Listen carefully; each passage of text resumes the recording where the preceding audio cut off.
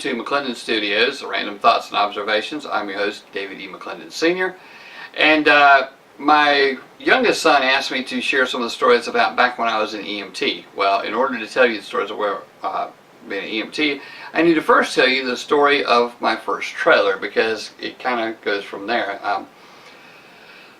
Years ago, my father owned quite a few rent houses in the town of Viva, and this lady died in a trailer, and her son asked my father did he want to buy it, and the trailer was on a rented lot.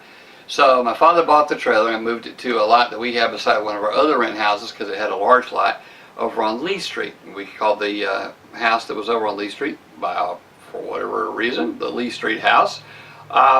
Anyway, so we had the trailer over on Lee Street.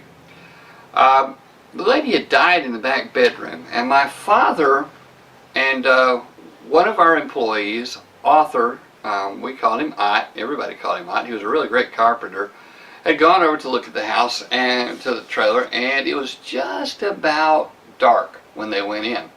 And the electricity hadn't been hooked up to the trailer, no utilities on the trailer. So here it was, they were going in, it was really dark inside the trailer. You can still see a little bit, but not very well. And both of them knew that the lady had died in the back bedroom. Well, lo and behold, one of them accidentally kicked a hanger, and it went skating down the hall into that back bedroom and made all kind of noise. Well, as soon as that happened, both men found a route back outside into the truck, and Arthur looked over at my father and said, "Did you lock the door, boss man?" And my father decided then that it wasn't really important whether that trailer was locked or not. There wasn't anything inside of it, no furniture or anything. And he said, it really doesn't matter. So the trailer sat empty for a while. And then I applied to several schools. I graduated high school in 1980 and was accepted to the University of South Carolina in Spartanburg. Well, the University of South Carolina in Spartanburg did not have any dormitories. My father decided, of course, I needed a place to stay because it would be cost prohibitive and time prohibitive to drive back and forth from Iowa, South Carolina to Spartanburg 5 days a week. So he decided that I'd take the trailer and we'd move it to Spartanburg and rent a lot. I was in charge of renovating the trailer. It just needed to be cleaned was the basic gist of it. It had sat for a while, and it needed to have some things replaced. It had some problems in the bathroom, had to replace some mirrors, and I'll tell you about those mirrors in another story. It's kind of interesting. It needed to have some mirrors replaced, some flooring replaced, and that type of thing, a little bit of extra plumbing here and there. But for the most part, the trailer was salvageable. Now, got ready to move it and decided that I needed to get whatever decorating I was going to do done before we moved it so that I wouldn't have to make a lot of trips up the road.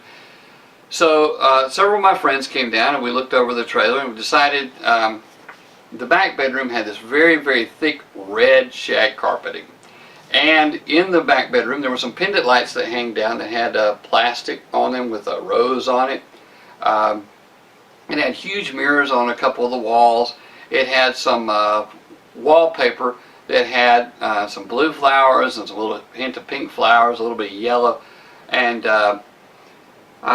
the pendant lights that were hanging down had some gold coating to it that was chipping away, and it was just, the whole trailer looked gaudy. It had been manufactured back in the early 60s, back when television was just experimenting with color, so everything was overdone color-wise, gaudy colors, really strong colors, and that made its way into the general world where everything had to have these odd color combinations so that you could see the juxtaposition between the colors.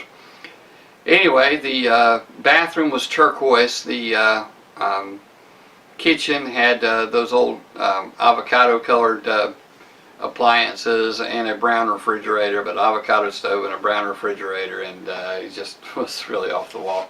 So I decided then that this bedroom just needed to be decorated as gaudy as possible. I went and bought a red velvet-like bedspread that had these red fringy balls along the edge of it, orange sheets, some yellow curtains, and just did my best to gaudy it up. And my friend Phil Brown dubbed the room the pimp room because it looked like something that you'd see a pimp wearing or a pimp advertising.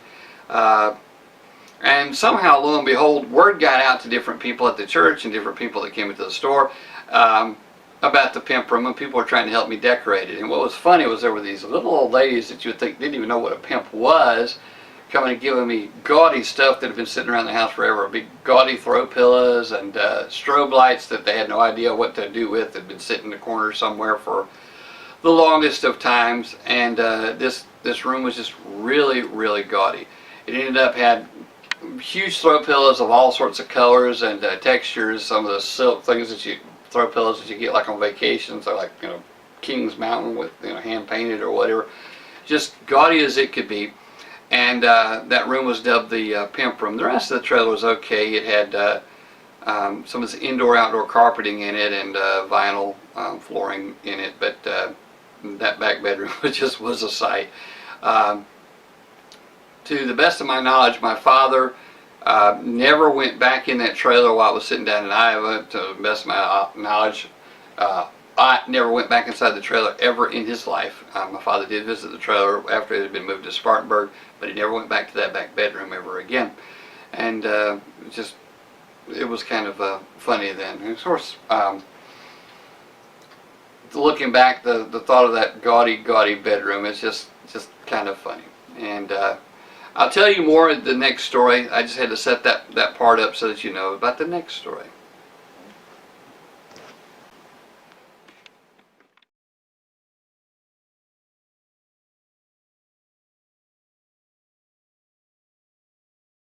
This is a Federal Trade Commission required notice. When you click on an advertisement that is displayed with this video, or just before it, we receive a small commission. Sometimes, if you merely watch an ad, we receive commission. If you purchase anything by clicking on links on any of our websites, we receive a commission as well. McClendon Studios is a participant in the Amazon Services LLC Associates Program, an affiliate advertising program designed to provide a means for sites to earn advertising fees by advertising and linking to Amazon. Suzanne has written a great book of poetry. It is called Shattered. You can find it on Amazon.com.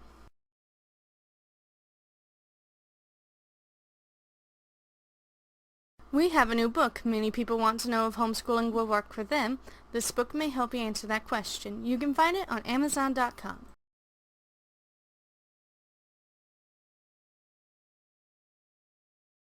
We also offer you the book, How to Pay Off Your Debt. Buy it on Amazon.com.